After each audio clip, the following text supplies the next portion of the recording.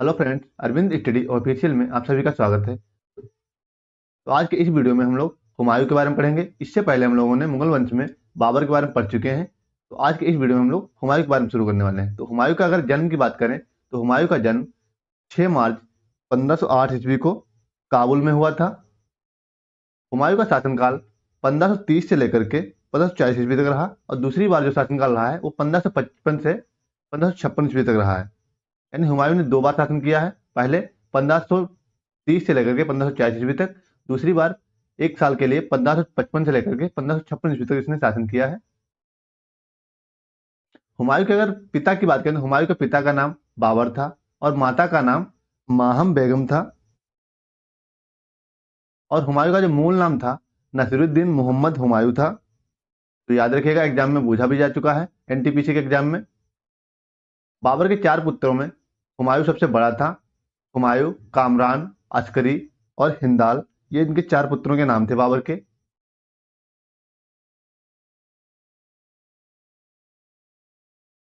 बाबर अपनी मृत्यु से पूर्व चारों पुत्रों में हुमायूं को अपना उत्तराधिकारी नियुक्त किया था। हुमायूं 12 वर्ष की आयु में बदख्शा का सूबेदार बना था। तो आप याद रखिएगा, यह भी क्वेश्चन एग्जाम में पूछा गया है। हुमायूं 12 वर्ष की आयु में बदख्शा का सूबेदार नियुक्त हुआ था। हुमायूं के अगर राज्याभिषेक की बात करें तो हुमायूं का राज्याभिषेक 30 दिसंबर 1530 ईस्वी को हुआ था, 22 वर्ष की आयु में। जबकि बाबर की मृत्यु 26 दिसंबर 1530 ईस्वी को हुई थी।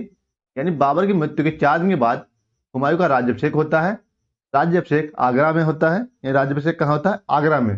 22 वर्ष की आयु में हुमायूं का राज्याभिषेक होता है आगरा में। तो आप याद रखिएगा इसे। शासक बनने के बाद हुमायूं ने अपने भाइयों में राज्य का बंटवारा कर दिया था। जैसा कि बाबर के अनुसार हुमायूं ने अपने भाइयों में बंटवारा कर दिया राज्य का। तो अस्करी को संभल दिया, यानी अस्करी को संभल क्षेत्र दिया, और जबकि हिंदाल को मेवात का क्षेत्र दिया, और कामरान को काबुल और कंधार प्राप्त हुआ। जबकि जो हुमायूं का चचेरा भाई था सुलेमान मिर्जा, उसे बदख्शा की जागीर प्राप्त हुई। और जो हुमायूं था, हुमायूं अपने आप दिल्ली और आगरा का शासन देखता रहा। बाद में असंतुष्ट कामरान ने, जो कामरान था वो इस राज्य से संतुष्ट नहीं था, जो उसे जागीर मिली थी उससे वो संतुष्ट नहीं था। उसने लाहौर और मुल्तान पर पुनः कब्जा कर लिया। यानी दोबारा उसने क्या किया, जो उसे जागीर मिली थी उसमें वो संतुष्ट ना रहकर, यानी उसने मुल्तान और लाहौर पर भी कब्जा कर लिया था। हुमायूं की अगर प्रारंभिक कठिनाइयों की बात करें तो हुमायूं की प्रारंभिक कठिनाइयां बहुत सारी थी। जैसे अफगान समस्या, साम्राज्य का विभाजन, कमजोर सैन्य व्यवस्था, ये हुमायूं की प्रारंभिक कठिनाइयां थी। राज्याभिषेक के बाद हुमायूं अनेक कठिनाइयों का सामना करना पड़ा, जो कालांतर में उसके भाइयों ने उसका साथ नहीं दिया था। यानी जब हुमायूं कठिनाइयों का सामना कर रहा था उस समय उसके भाइयों ने भी उसका साथ नहीं दिया था। अगर अफगान समस्या की बात करें तो अफगान समस्या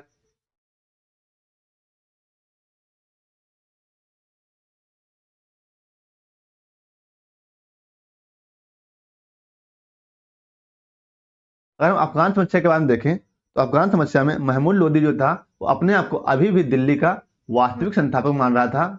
जबकि घाघरा के युद्ध में बाबर उसे पराजित करता है।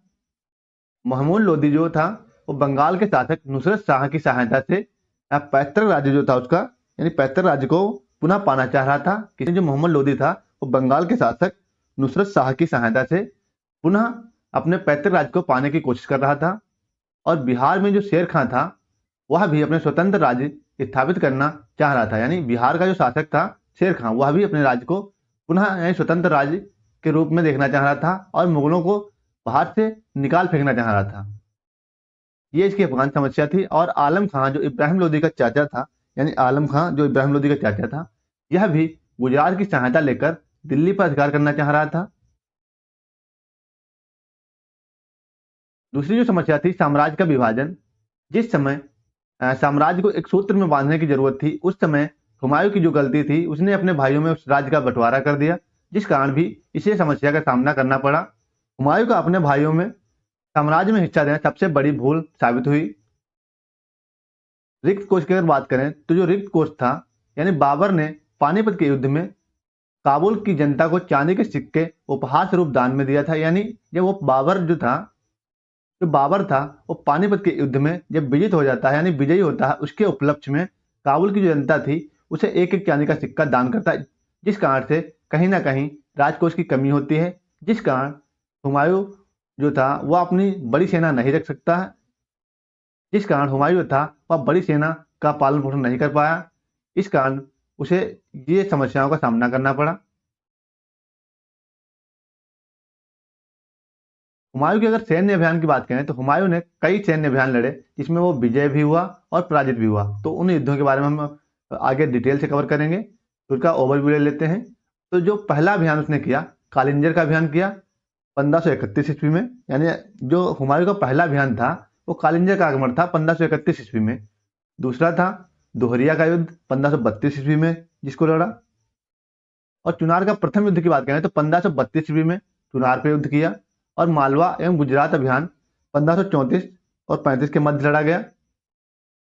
चुनार का द्वितीय युद्ध हुआ जो 1537 ईस्वी में हुआ।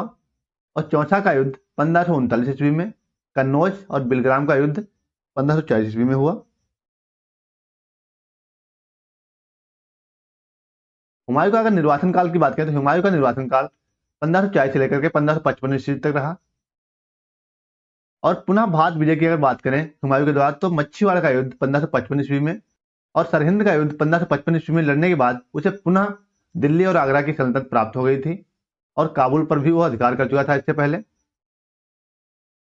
सबसे पहले कालिंजर के युद्ध के बारे में देख लेते हैं। तो कालिंजर का युद्ध हुमायूं के द्वारा 1531 ईस्वी में लड़ा गया था। हुमायूं का यह पहला आक्रमण था, यानी जो कालिंजर का आक्रमण था हुमायूं का यह पहला आक्रमण था।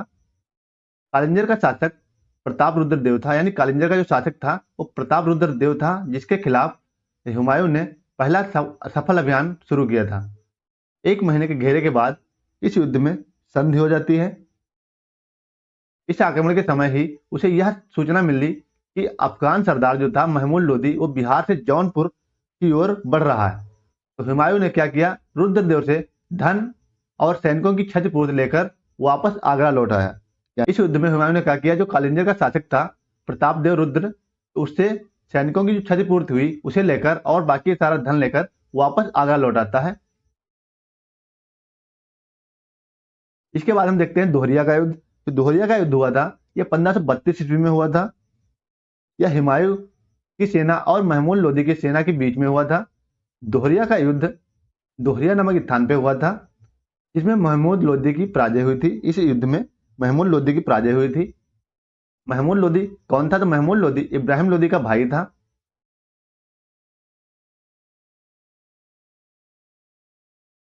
इसके बाद हम लोग देखते हैं चुनार के प्रथम युद्ध के बारे में। तो चुनार का जो प्रथम युद्ध हुआ था वह 1532 ईस्वी में हुआ था।